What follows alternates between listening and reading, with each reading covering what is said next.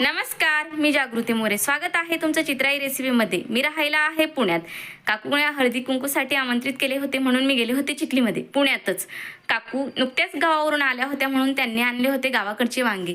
काय घरी आली दुसऱ्या दिवशी ते वांगे चिरले आणि वांग्याची छान अशी भाजी केली. बघू शकता तुम्ही वांग्याची भाजी कशी करते आहे. आता तेल छान गरम झालं होतं म्हणून मी त्यात लसूण घातले, हिरवी मिरची घातली. लसूण चांगला लालसर रंग होईपर्यंत मी परतून घेतला. मिरची पण छान अशी परतून घेतली. आता त्यामध्ये थोडं जिरं घालते. लसूण, जिरं आणि हिरवी मिरची छान असं परतून घ्यायचं आहे.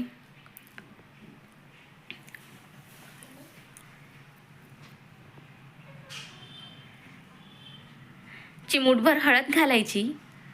हळद घातल्यानंतर त्याला छान असं परतून घ्यायचं. आता त्यामध्ये वांगे घालायचे. हे गावाकडचे वांगे आहेत जे काकूने आणले होते आणि मला दिलेले.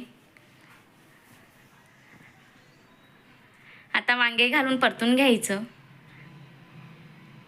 वांगे छान असे परतून घ्यायचे. नंतर चवीनुसार नमक घालायचं.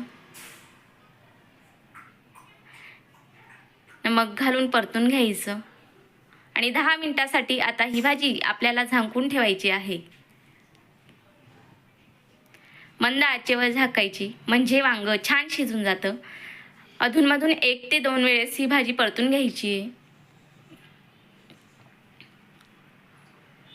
भाजी परतून झाल्यानंतर पुन्हा झाकून ठेवायची.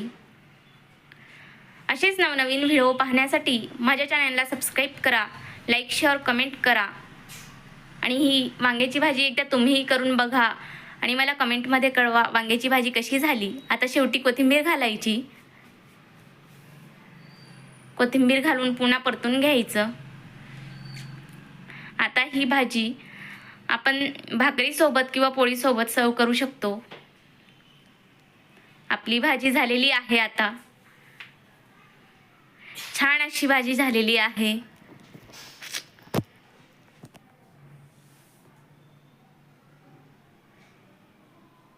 अगदी छान रंग तिला आलेला आहे. ही वांग्याची भाजी अगदी छान लागते खायला.